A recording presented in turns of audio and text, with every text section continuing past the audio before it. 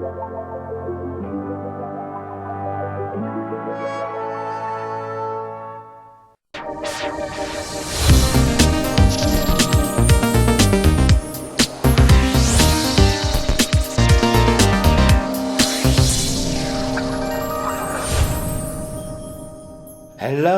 and welcome back to Cymru Nerd Cave. How are you doing? I hope you're all doing very, very well. We're back on the Star Wars stuff again because I've not received these recently, but I've had them a long time and I keep meaning to sort of show them and open them on the channel and yeah, why not, eh? So about a year and a half ago, one of my good friends, Bongo McNulty, sent me some stuff, and in that stuff was some Star Wars figures, some Power of the Force, some Episode 1. Most of the Power of the Force stuff I haven't opened and probably won't open. But some of it I want to. And I want to open the Episode 1 stuff as well. So, let's do that. First off, let's have a look which figures we're looking at here. So, we have a Power of the Force, Han Solo, which also has in carbonite at the back from the carbonite freezing chamber. So this is mid-90s, before they'd really decided, I think, that they were bringing out sort of new films. They kind of knew they were, but they didn't have anything to sort of keep Star Wars in the old memories of people. So they decided to bring this sort of stuff out. And it's all, people will tell you that Power of the Force, they're not keen on it because all the Star Wars figures in it are stupidly buff. Like this, for instance. Han Solo is so buff, he's like a WWF wrestler. But that was the aesthetic at the time. WWF wrestlers were in, and so were buff gym types. So they're all Star Wars figures with gym bods, which is interesting because they brought out vehicles, but they were the old vehicles, and therefore these figures wouldn't really fit them because they were too bloody buff. But anyway, so Darth Vader is clearly the face of the franchise at this point in time. You've got the 80s Star Wars logo there. I say 80s because it's like Transformers. And I get what they're going for. They're going for Tatooine with the bright blue sky and the sandy. Because for some reason, a shitty sandy planet is the face of the franchise as well. Han Solo in his carbonite freezing face. Yeah, so this is Han as he's being sent to the chamber, I guess. And there he is, looking not very much like Harrison Ford, but a little bit, more than so than some of the figures. And he's got a blaster and all that stuff. Well, we'll take a look at that in a bit. You also got file cards here. Oh yes, file cards. Han Solo in carbonite, no less. Height, including carbonite, 2.06 meters. Status, smuggler, pirate, rebel pilot. Affiliation, Rebel Alliance, and weapon of choice, the Plastek DL-44 Heavy Blaster. So after escaping from Imperial forces in the Hoth system, Han Solo with Princess Leia, Chewbacca and C-3PO landed the damaged Millennium Falcon on Bespin's Cloud City for repairs. The four put their trust in the city's administrator Lando Calrissian, unaware of the dangers awaiting them. And then it goes on to basically tell the story of Empire Strikes Back, which we've seen it. The carbon freezing process was used to store and preserve Tibanna gas extracted by Cloud City from Bespin's atmosphere. The gas was mixed with molten carbon and flash frozen for transport to off-trading centres. There you go.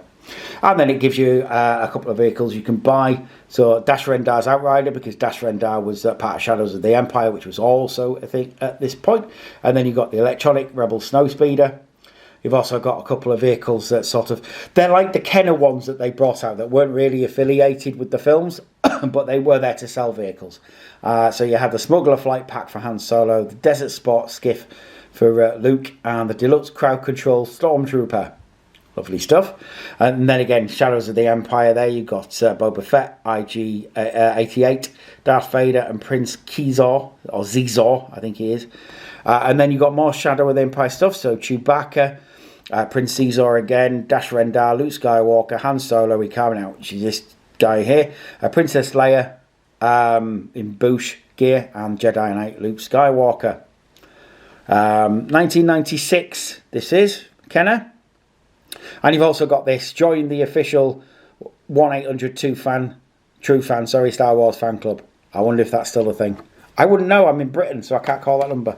But anyway, there's Han Solo. And then explicitly from Shadows of the Empire, we've got Chewbacca. with his nice holographic sticker there. And not a picture, because you can't have a photo of him, because it's from the comic books and the stories. And there we go, there's Chewbacca. But he's in this sort of war gear, I guess. So he's got this weird targeter thing on his face. I've not read the book, so if it isn't that, feel free to correct me. Some sort of axe weapon. And some sort of heavy blaster. Very cool. Quite like it. Simple packaging, but I quite like sort of 90s era Star Wars packaging. It's quite cool. And in this one, you got a little sort of file card there. Really nice picture of Chewie from the comics. In bounty hunter disguise. Oh, that's what it is. He's in a bounty hunter disguise. So his status is Rebel co-pilot, starship mechanic. He's a Wookiee, obviously. Affiliation Rebels Alliance. It's a vibro axe and a battle rifle, or blaster rifle. So following a lead to the Imperial base planet of Coruscant, Chewbacca, disguised as a bounty hunter, is on a mission to save Luke Skywalker and Princess Leia from the evil Underlord Caesar. So there you go. I think he's saying Caesar. It's Caesar or something like that it is. But he's a bit of a shit, is Prince Caesar. That's all you really need to know. Then you can get the Stormtrooper, the Darth Vader, Dark Vador, Dash Rendar, who's a massive part of it. Luke Skywalker in Stormtrooper apparel again. C-3PO, sorry. I was...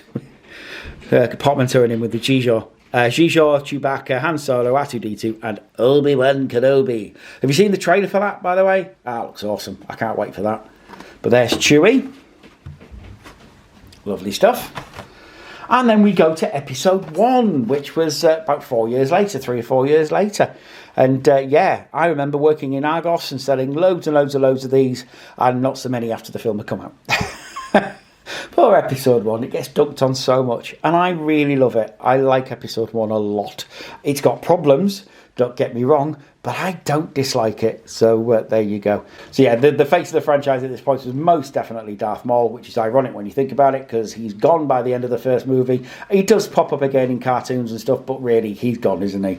Star Wars episode 1 on there, very, very red, because it's the Return of the Sith, obviously. And then this is the protocol droid TC-14. Right on the very first scene, you've got Qui-Gon and you've got Obi-Wan, and this droid brings them drinks, and then they start gassing them, don't they? So yeah, that's what that is. It's very silver protocol droid, very, very nice. And this weird thing, Comtech. So you got the Jedi communicator. And you're supposed to put this on the Jedi communicator and you get voices. And I'm assuming that still works. I haven't got a Jedi communicator, but if anybody does wants to either give me a lend of it or they want to sell me one, cool, excellent. Otherwise, not that bothered really. So yeah, there you go. There's how the Comtech works. You put it on the Jedi communicator or in the Jedi communicator and you hear the voices of the character that come out. Cool, I guess. It was cool at the time. And then it explains what the prequels are. So it's the generation before Star Wars, A New Hope in a galaxy far, far away. An evil force is gaining strength and threatens an entire civilization. That's basically the story of it. And then you get all the different characters there. So you get Odi Mandrell with Pit Droid, TC-14 Protocol Droid, Boss Nass, Ki-Adi-Mundi, who stayed the course, Captain Tarples, Adi Gallia, Mace Windu, 9, and R2B1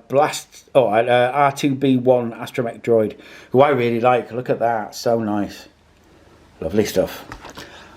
And finally, we've got a bit of nudity. So if you've got kids in the room, then you really do need to not have them in the room, because this is a bit rudy, but it's naked C-3PO. In one of the prequels' more outlandish moments, it turns out that Darth Vader built C-3PO, because of course he did, because it's all got to tie in. It's the Skywalker saga. Everybody knows everybody else, and everybody's fucking everybody else. It's very incestuous. But yes, it is C-3PO in his unplated glory. What do you mean naked? I don't mind it. It's just a way to get C-3PO in the film, isn't it? You know? And again, he's got the Comtech thing. I'm guessing that's what he says. What do you mean naked? Something like that. And yeah, again, What did it say? C3PO's Comtalk chip lines. Hello, I am C3PO, Human Cyborg Relations. How might I serve you? My parts are showing. Oh my goodness. And what do you mean, naked? Yeah, there you go. And it's got that in different languages. Korenzela, du? Was meinst du mit Nacht? German. You're so violent. I love you. Yeah, there we go. Excellent stuff. So that's all those. I am breaking from tradition and will be opening these. So what I'm going to do is pop away for a second, open them up, and then show the figures off. Bye-bye for now. Hello, welcome back. Thanks for waiting around. Okay, so let's have a look. We'll start off with naked C3PO there. Let's have a look at him. So the comm chip serves as a stand, and literally all it is a microchip with stuff in it, and that connects with the circuit in the Jedi communicator. And look, there you go, C3PO. That's how you know it's him. Take him off the little stand. You got a really nice passport photo of C3PO. That connects with the circuit. It then says the lines from the film. And then you've got the figure itself, which I have to admit is really bloody nice. I'm sorry, I know, revoke my nerve card, because I really like the colours of this. I really like the intricacy. The bloody detail on it is amazing. All these wires are all different colours. It looks like a C3PO. It's got all that stuff in his head there, if it'll focus on it. Look at that. And on the back as well. All these coloured wires and stuff. It's just nice. It's even technically got his silver leg, gimpy silver leg in there as well, look. So, I'm not going to lie, I quite like this. I don't think it's worth the tenner you would have paid for. The figure is light as a feather. The figure is light as a feather because it's mainly in this bit. That's the money. That's where the money's gone. The figure itself, not so much. So it would have cost about 10, 11 quid, I think. And most of that's gone in the comm chip, I'll be honest with you. But really nice figure. I actually really like it. I've got to admit. We'll put you down there, C3PO. And we'll get the protocol droid up. And again, quite a nice figure. It's Gennaro character number 597. It's just C3PO coloured silver, which we've had before in different forms of Star Wars. And, you know, fine. There's nothing much to write home about here. It's a nice enough figure. It's got a tray with a flask on it. It's very silver. Most of the money, again, this is lighter, this figure, than the C3PO one. Because at least the C3PO one is solid. This ain't. It's hollow. And it's vac formed. And it's vac chromed as well, I'm guessing. And most of the money has gone on the old chip. But fair enough, I guess. Nobody would have bought this. I remember when I went to Argos, we had tons of these. Nobody ever bought them. Peg warmer. So there you are. What are you going to do? We then have Chewbacca, Shadows of the Empire Chewbacca. Whoops. And his vibro axe that doesn't want to stay in his arm. But thing is, these weapons are rubber. They are just rubber. They are not hard plastic. This is coming from an era when hard plastic was a no-no for weapons. Kids could swallow them. And we get sued. We don't care about the kids. We just don't want to get sued. So he's got his blaster, which is certainly experience in putting in, that's for sure. He's got a nice little pointless cape, but this is the era of capes and pouches and stuff like that. This is the 90s, so, you know, it's like Rob Liefeld's drawing him. And he's got his eye patch, come targeter, come whatever the hell that's supposed to be. Still looks like Chewie, head doesn't turn around.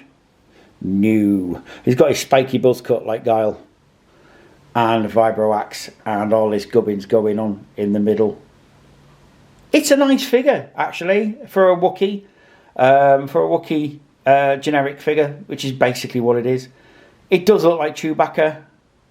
What does it say? Kenner, China. So it's Kenner still at this point. This is the last hurrah before they finally sell out to Hasbro.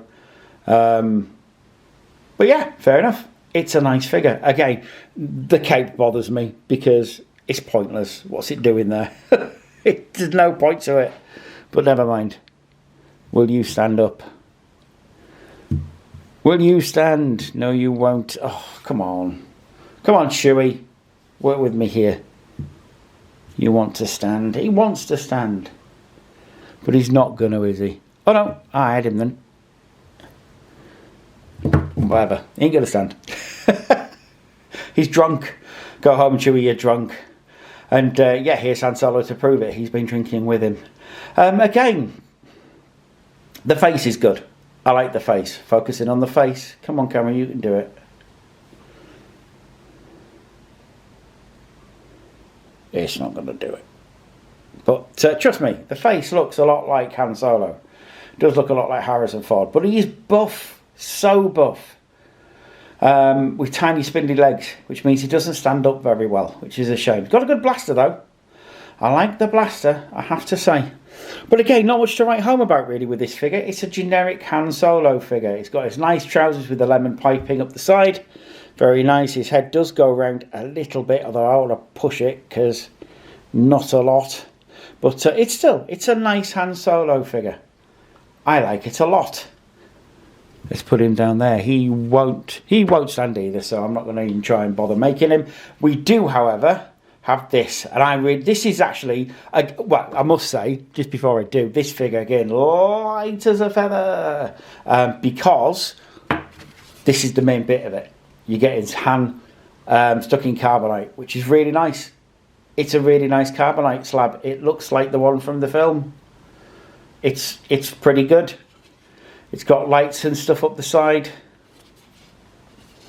And dials and gauges. It's hollow in the back. With this thing, I'm assuming you're supposed to put it in there. The figure, you're supposed to put in there and just have him stand there. I don't really know why you would do that. Or it clips to something, maybe. I don't know. Out of context, it's hard to tell. But still. It's a really nice bit. If you're going to put that on a set of shelves, that is going to look really good if you can stand it up. I like it. Oh, here we go. Recreation of the film. Love it. Excellent stuff. Well, that's your Star Wars figures. They're really nice. I really like them. But then I'm a sucker for Star Wars. I just like Star Wars. So I don't know. Are they good? Let me know in the comments. Are they all right? Are the episode 1 ones as bad as maybe people think they are? Because I don't honestly think. That's generic, it's fine. That's really nice. That's a damn good figure. I really like it. And these two, brilliant. I wouldn't have been disappointed in the mid-90s if I'd had them. Star Wars figures, do they change, you know? Or are they just Star Wars figures throughout the ages? Let me know in the comments. Let me know what you think. Which Star Wars figures do you have that you really like? Which ones would you like to see me have a look at? See if we can get hold of them. Let me know. In the meantime, though, that's it for today. Please do have a good day. Look after yourselves and each other. Bye-bye for now.